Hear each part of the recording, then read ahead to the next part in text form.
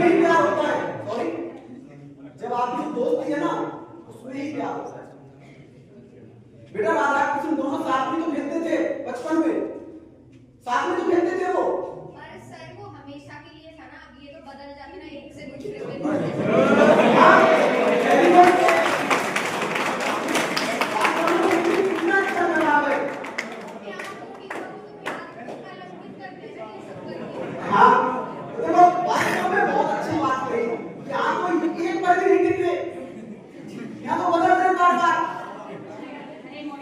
तो बेटा ये चीजें भाई देखो हम तो गलत मानते हैं और हमारे सामने बेटा देखो आप ही कह दो ये सिर्फ सहपाठी तक सीमित होता है।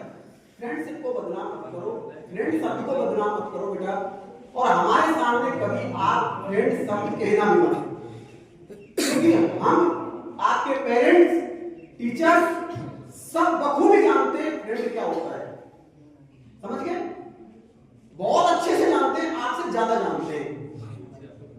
आप जो कहते हो वो सहपाठी है और सहपाठी बेटा सब है। सबके साथ बात करो, सबके साथ बैठो उठो, कोई दिक्कत नहीं है। रूल रेगुलेशन जो आपके कॉलेज के बनते हैं उनको फॉलो करो और अपनी पढ़ाई करके आगे की पढ़ाई करो जाके कहीं। मतलब एक जगह पर उलझ के रह जाना वो गलत बात है, वो गलत बात है। इसलिए आप लोग हमारे इतिहास में देखिए, देखो मैं एक छोटा सा उदाहरण आपके सामने देता हूं। जब फ्रेंड हो गया और फ्रेंड में प्यार हो गया तो बेटा फिर वो जीवन भर निभाओ। फिर चाहे हस्बैंड आ जाए सामने, चाहे भले से कोई पति मतलब पत्नी आ जाए, चाहे वो पेरेंट्स आ जाए, चाहे वो टीचर आ जाए सामने, खुले माइंड से, फिर खुला माइंड। मैं गलत नहीं मान रहा बेटा इस चीज को, बहुत अच्छा है, लेकिन हो आप में ताकत निभाने की, आप में यदि वो ताकत निभाने की है तो ये बहुत बेस्ट है बेटा। क्योंकि हमारे यहाँ तो बेटा माँ बेटे का प्यार भी इतना घनिष्ठ होता है कि मेरे आंखों देखा हाल है। एक हमारे गांव के पास का ही लड़का बॉर्डर पर शहीद हो जाता है और उसकी 60 साल की माँ के आंचल में दूध आ जाता है। यहाँ ये होता है प्यार। मतलब बेटा तो बॉर्डर पर शहीद हुआ और मां को घर पता लग गया। ये आज भी जीवित है ये प्यार। बेटा आज कोई भी अनहोनी अगर पति के साथ हो जाती है तो पत्नी को घर पता लग जाता है कि आज मेरे पति के साथ कुछ गलत हुआ है। समझ रहे हो ना? आज भाई के साथ कुछ हो जाता है तो बहन को घर पता लग जाता है कि आज मेरे भाई के साथ कुछ गलत हुआ है। ये है हमारी संस्कृति, ये है हमारा प्यार, ये है हमारी फ्रेंडशिप।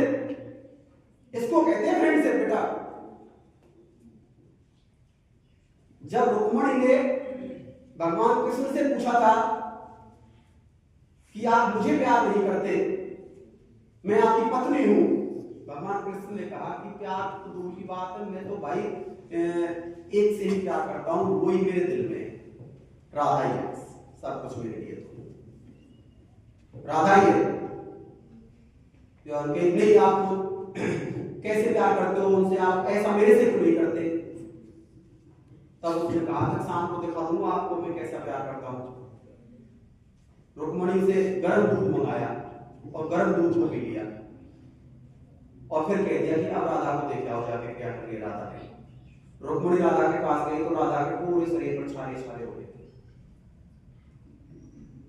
जब रुक्मणी को पता लगा कि ये प्रेम है, क्योंकि भगवान कृष्ण के दिल में राधा बैठी थी और गर्म दूध जब भगवान कृष्ण ने पिया तो राधा जल गई। ये प्रेम होता है बेटा। और वही दिल का उदाहरण उस माता के साथ होता है जिसके बेटे के साथ कुछ अनहोनी हो जाती है और मां का आंचल भराता है।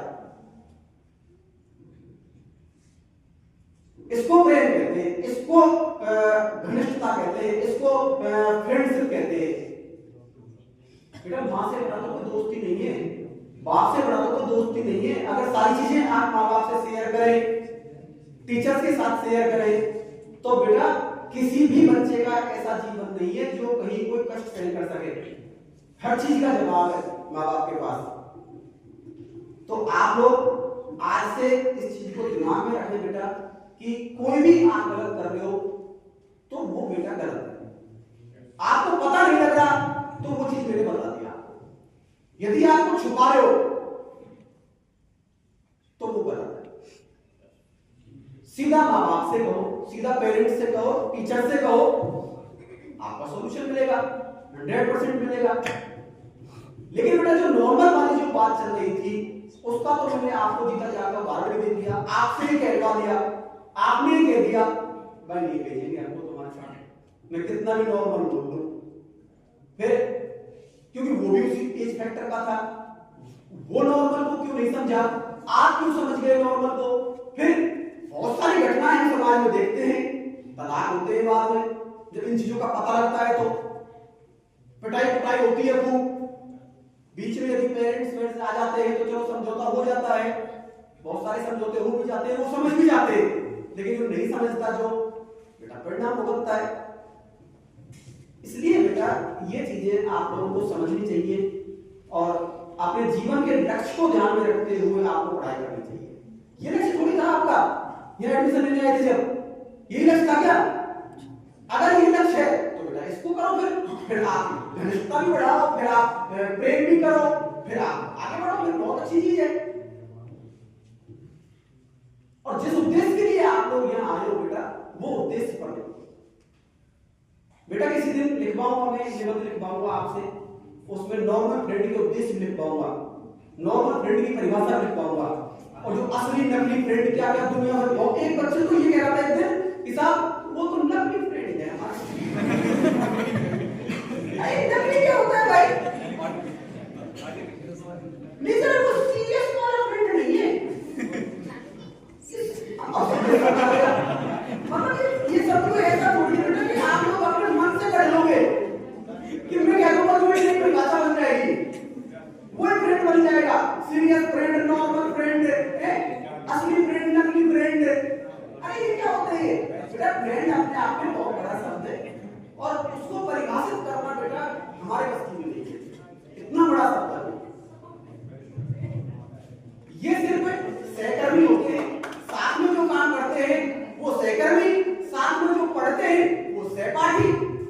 हाँ हो सकता है आपस में विचार मिलते हो, उसका मतलब ये थोड़ी कि फ्रेंड हुए, नहीं। विचार मिलते हैं तो सिर्फ सहकर्मी तक सीमित है, सहपाठी तक सीमित है। समझ गए ना?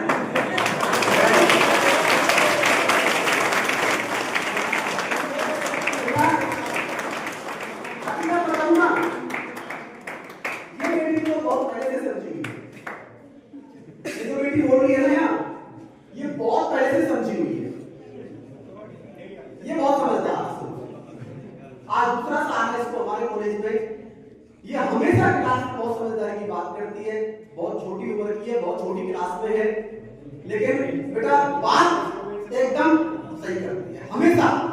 ऐसा नहीं कि इसका किसी बच्चे के साथ झगड़ा नहीं हुआ, झगड़ा भी हुआ है तो एक्सेप्ट किया है तुरंत, सर मैंने इसको ये बोला था और मेरी गलती है सर, प्लीज सॉरी भैया सॉरी, तुरंत खत्म हुई कहानी। और सर मैंने तो बोल दिया सर, बोल गया सर मेरे से, कोई बात नहीं। तो ये चीजें, और अधिकांश बच्चे ऐसे जाते जो एक्सेप्ट ही नहीं करते अपनी गलती को, नहीं मैंने तो किया ही नहीं है सर, जब भी सामने सबूत है हमारे पास, सारी चीज है, फिर भी एक्सेप्ट नहीं कर रहे। ये बेटा गलत है, ये आगे के लिए गलत है। अभी तो चलो कुछ नहीं होगा, लेकिन बेटा भविष्य बहुत बड़ा है, पूरे 80 साल की जिंदगी आपके ऊपर निर्भर कर रही है, पीछे पड़ी हुई है 80 साल की। इस साल की बात में निकाल बेटा 100 वर्ष ही तो है यार।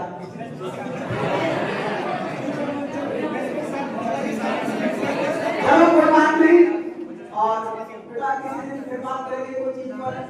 दो चीजें आप लोग समझ जाएगा, इसको रेगुलर आईटी कॉलेज में पढ़िए, और ये जो नॉर्मल वाली चीज है इसको खत्म करिए, और जो उद्देश्य के लिए आप लोग यहाँ आए हो उस पर ध्यान केंद्रित करके अपने आगे की एजुकेशन पूरी